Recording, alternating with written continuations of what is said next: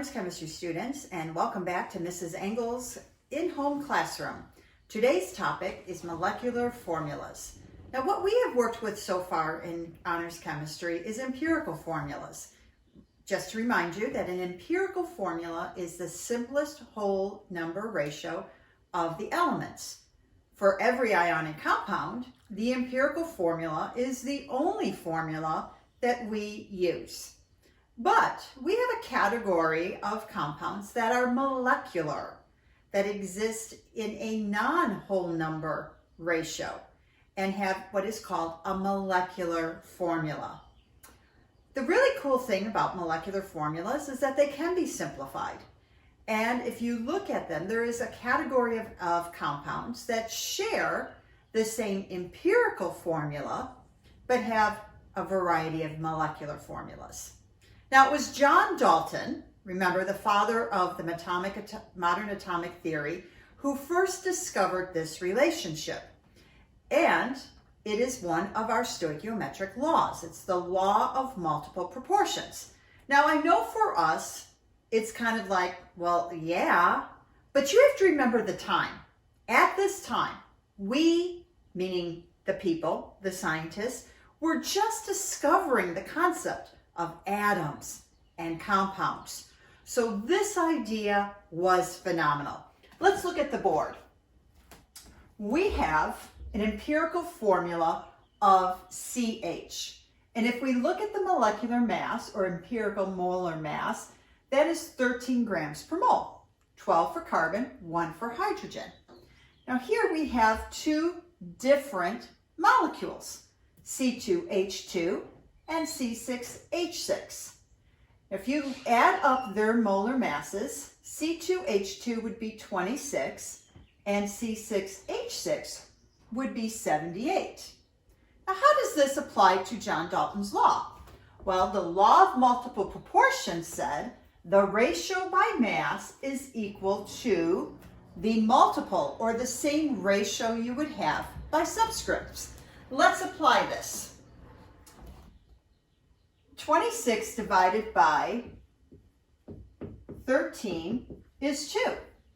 If I take CH and multiply it by 2, I get C2H2. So what the mass divides 2 into a whole number multiplier is the same as what the formula multiplies by to get its molecular formula. C6H6, 78, divided by 13 is 6, C6H6. So it's the same multiplier. Now, how can we apply that to a problem? Well, I can now determine the molecular formula of any compound if I know two things: the molecular mass, these values, and the empirical formula. How would I do it? Well, here, C2OH4 is an empirical formula, simplest whole number ratio. Adding it up, 24, 16, and 4 is 44 grams per mole. 88 grams per mole divided by 44 gives me that whole number multiplier, that number 2. Now I apply that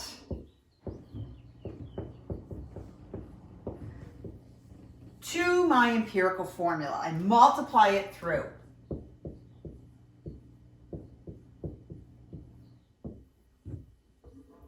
And there is the molecular formula for this compound. Now, something to realize, even though they have the same empirical formula, C2H2, C6H6 are totally different compounds. They have different physical properties, they have different chemical properties.